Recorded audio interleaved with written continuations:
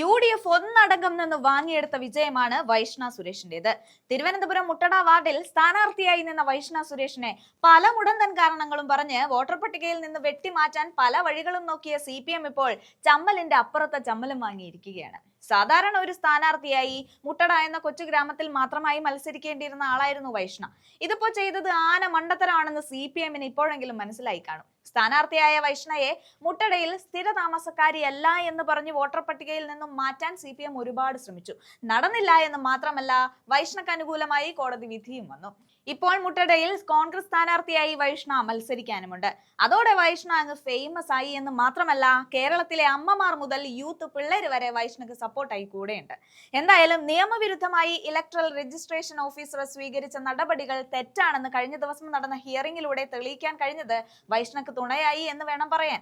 സത്യം പറഞ്ഞാൽ കോൺഗ്രസിനെ പേടിച്ച് വൈഷ്ണയെ മത്സരത്തിൽ നിന്ന് മാറ്റി നിർത്താൻ വേണ്ടിയിട്ടാണ് CPM ഈ കളി കളിച്ചത് എന്നും അതിന് ബോധപൂർവമുള്ള ഗൂഢാലോചന ഇതിന്റെ പുറകിൽ നടന്നിട്ടുണ്ട് എന്നും തെളിയിക്കുന്ന തരത്തിലുള്ള കാര്യങ്ങളാണ് ഉത്തരവിൽ കാണാൻ കഴിയുന്നത്.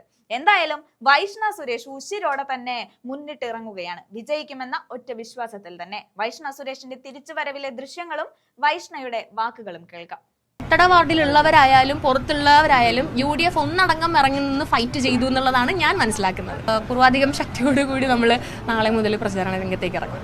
വളരെ സന്തോഷം, കാരണം ഈ ഒരു നിമിഷത്തിൽ ആണ് നമുക്ക് ഏറ്റവും വലിയ സന്തോഷം തോന്നേണ്ടത്.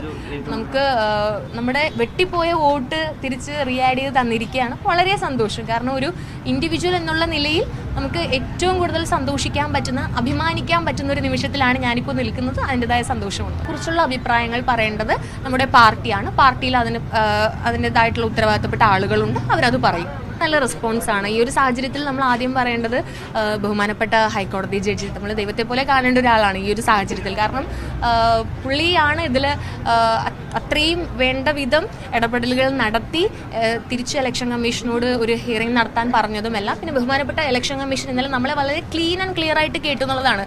എനിക്ക് പറയാനുള്ള കാര്യങ്ങൾ വളരെ വ്യക്തമായി കേട്ടു. ഒരു ധൃതി പോലും കാണിക്കാതെ വളരെ വ്യക്തമായി അദ്ദേഹം കേട്ടിരുന്നു. അതിൻ്റെതായിട്ടുള്ള ശുഭപ്രതീക്ഷയിലായിരുന്നു നമ്മൾ.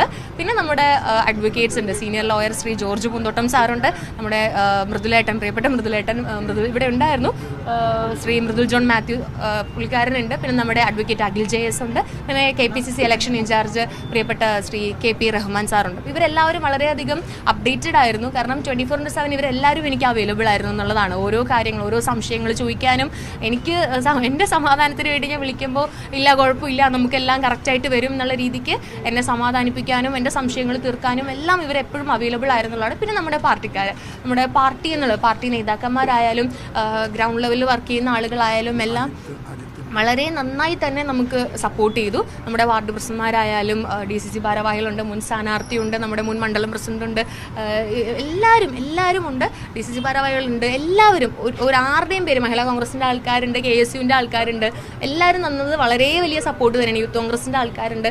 പ്രത്യേകിച്ച് ആരുടെയും പേര് എടുത്ത് പറയാത്ത ഒരാളുടെ പേര് വിട്ടുപോയാലോ എന്നുള്ളൊരു വിഷമത്തിലാണ്. കാരണം ആരുടെയും പേര് ഈ ഒരു സാഹചര്യത്തിൽ ഞാൻ വിട്ടുപോകാൻ പാടില്ലാത്തതാണല്ലോ. അപ്പോൾ അതുകൊണ്ടാണ് ആരുടെയും പേര് എടുത്ത് പറയാത്തത്.